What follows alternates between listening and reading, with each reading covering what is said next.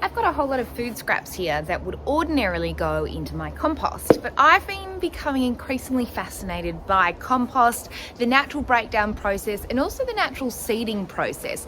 So my question today is, what happens to food scraps if you bury them directly into the garden? I have a garden bed here which is going to be a bit useless over winter because it doesn't get enough sun.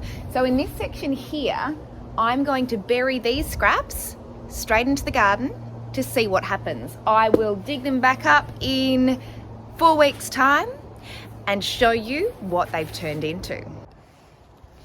So in here I have a combination of food and veggie scraps, banana peels, things that I would otherwise feel free to chuck straight into my compost. Instead, what I'm going to do is I'm going to dig up here. I'm going to have to make sure it is deep enough that the rats and mice don't get to it. We get rats, mice and possums. Not sure possums will be as interested in compost, but the rats definitely will. So I'm going to bury it just deep enough that they can't get to it, and in a spot that's accessible enough that I can remember exactly where to dig up. In they go. I've got some grapes in here, and just crush them with my hands, start the decomposing process a bit quicker.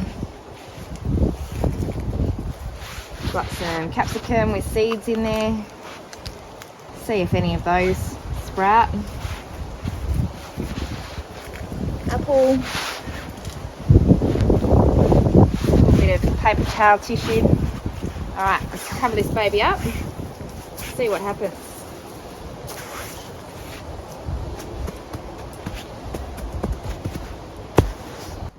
Let's see what happens. Here we are in the future. Before I show you exactly what has happened here, hit the subscribe button if you haven't yet. That way you won't miss any of our videos. We do a garden tour every month at least. And also hit the like button. That helps other people find this video. Time to dig this up. Let's go. I'm going to take you off here so you can see exactly what's happening. Okay, so this is our space. From memory, it was about here. Let's see what's under here. Ooh. Okay, there's a bit of onion. Onion? Not particularly well decomposed yet. I can see some eggshells here.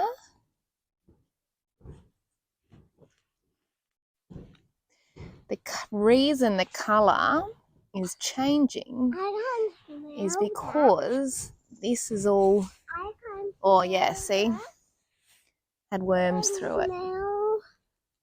Oil. I can't smell oil. You can't smell oil?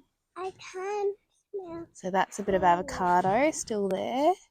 I can't smell oil. Where are the worms, Clo? Oh yeah, see, there's lots of worms down there.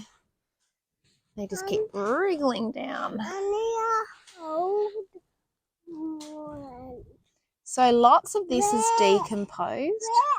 Where is the worm? There's a wiggly worm. Where? It's there. So lots of this is decomposed. Where is the worm? I'm not touch it. You can touch it. I really touch it. So let's compare the colour. Up here, where I didn't bury anything, you can see that soil is still quite fair. It's a fairly consistent colour down there. Whereas here, where I did bury this stuff, it's quite a bit darker. That's all the black gold from the worms eating through everything I buried and leaving their droppings behind, making that soil lovely and healthy. So interestingly, I found that bit of onion, I found a bit of avocado skin, but other than that, I haven't actually been able to find signs of the rest of the food. It's like it's all gone. It's all decomposed. That's amazing. So yeah, that's about the space of 4 weeks. The soil's improved. There are nice worms in there that keep wiggling around as soon as I see them. Oh, here's something here. This, I would bet that would be where I had the capsicum, because that explains why there's so many sprouts coming out of the one spot. There you go. Beautiful, lovely, healthy soil. A few vague hints of what I buried. Some lovely worms. That one's hiding. So moral of the story, if you've got a bed that you're not going to use for a while and you can't be bothered composting, bury a whole lot of kitchen scraps directly in the bed under a bunch of soil, leave it for a month or so. Hey presto, automatic soil conditioner.